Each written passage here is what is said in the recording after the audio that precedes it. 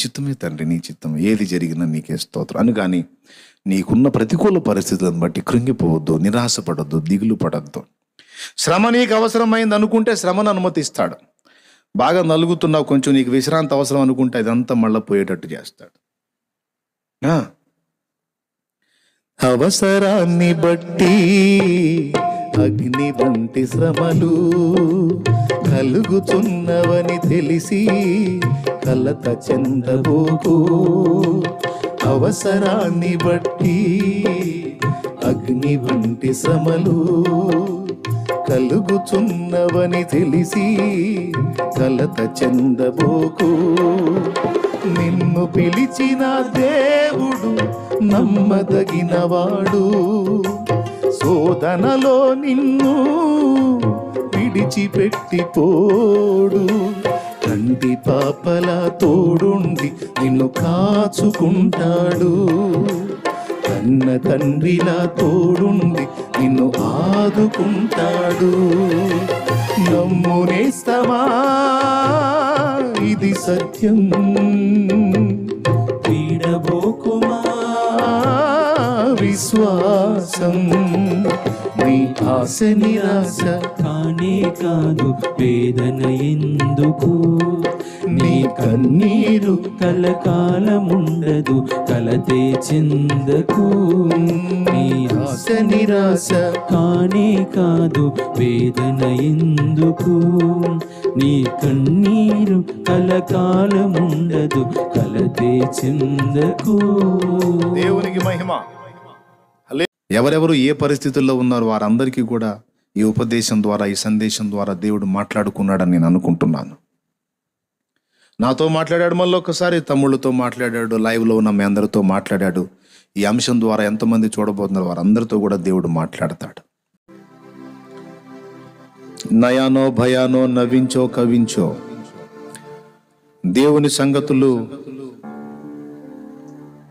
సులభముగానో దుర్లభముగానో మీ అంతరంగంలోకి జొప్పించి సంపూర్ణ సిద్ధిలోనికి మిమ్మల్ని అందరినీ కూడా తీసుకొని రావాలనేది దేవుని సంకల్పం. అది నాకు ఇచ్చిన ప్రేరణ. నేను ఉపదేశించే క్రమములో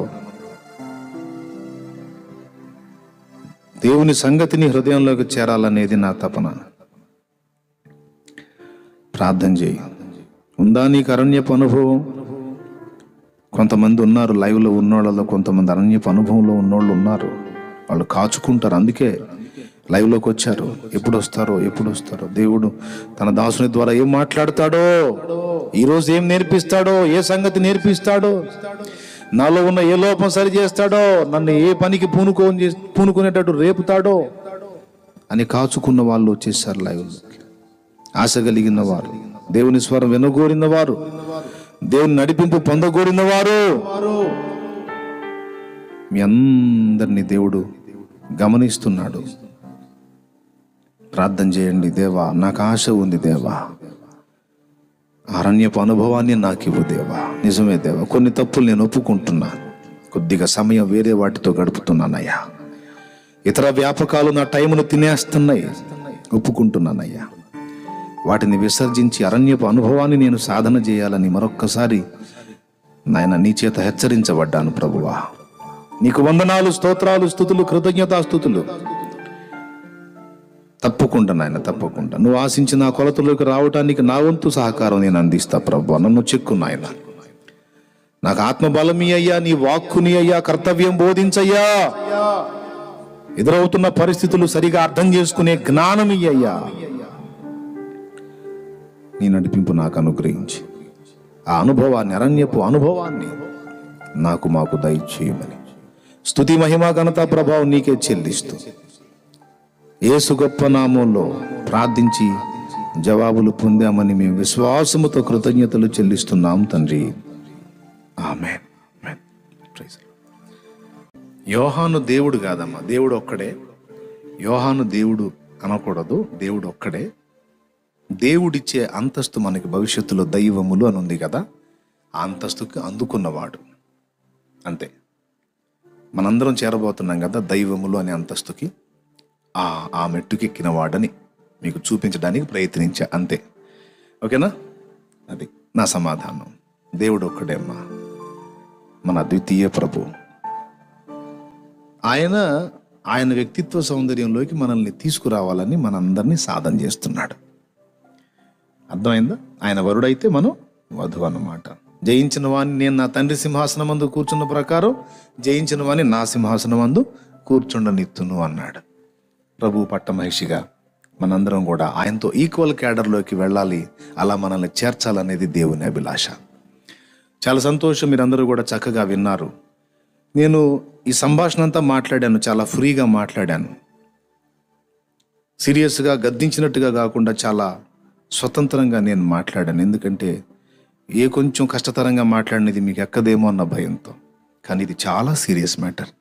తప్పకుండా మీరందరూ కూడా దీన్ని సాధన చేస్తే మీరందరూ కూడా ఉన్నత పాత్రలు అవుతారు.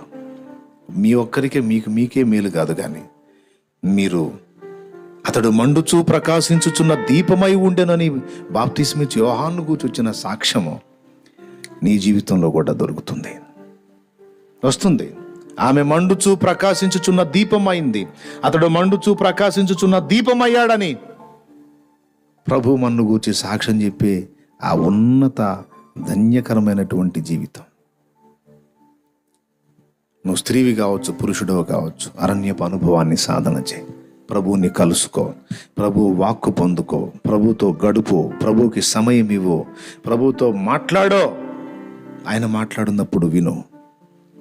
దేవునికి ఎక్కువ ప్రయారిటీ ఇవ్వు, దేవుని ఎక్కువ ప్రేమించు. లోకంలో ఉన్నదంతా నేత్రాశ, శరీరాశ, జీవపు డంబం. ఈ లోకం దాని ఆశ మొత్తం గతిస్తాయి, కానీ ప్రభు చిత్తం నెరవేర్చేవాడు నిరంతరం జీవిస్తాడు. దేవునికి స్తోత్రం కలుగునుగాక.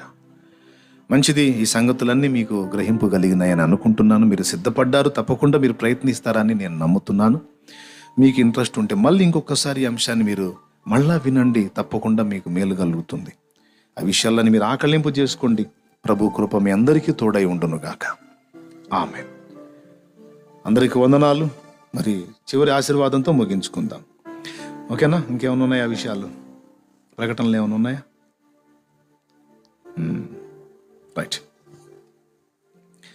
మన తండ్రి అయిన దేవుని ప్రేమ, ఆయన ప్రియ కుమారుడు లోకరక్షకుడైన యేసయ్య శాశ్వత నిత్య కృప, పరిశుద్ధాత్మ దేవుని యొక్క అన్యోన్య నిత్య సహాయ సహవాస సమాధానం సమకూడిన మనకు, సకల పరిశుద్ధులకు, సార్వత్రిక సంఘమంతటికి సదాతోడే మనందరం నిత్యత్వంలో చేరు పర్యంతము దేవుడు మనల్ని ఏ అంతస్తులో చూడాలనుకున్నాడో ఆ అంతస్తులకు మనం ఎక్కువ పర్యంతం తోడయుండి మనల్ని దేవుడు నడిపించును గాక. ఆమేన్. ప్రవేశ రక్తమునకు చేరు, ప్రవేశ రక్తమునకు చేరు, యేసు నామమునకు సంపూర్ణ విజయం కలుగును గాక. ఆమేన్. హల్లెలూయా, హల్లెలూయా, హల్లెలూయా. ఎందరికి వందనాలు. మనం స్టార్టింగ్ ఏంటి? మానవులం. తర్వాత ఏమయ్యాం?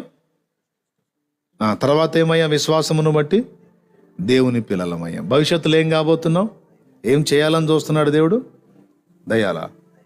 గట్టిగా చెప్పండి. దైవములు. అది అందరికి వందనాలు. అదంటే సంగతి. సెలవు తీసుకుందాం. దైవాశీస్సులు. వందనాలు. నా కోసం ప్రార్థన చేస్తున్నారా? మర్చిపోకుండా చేయండి. వందనాలు.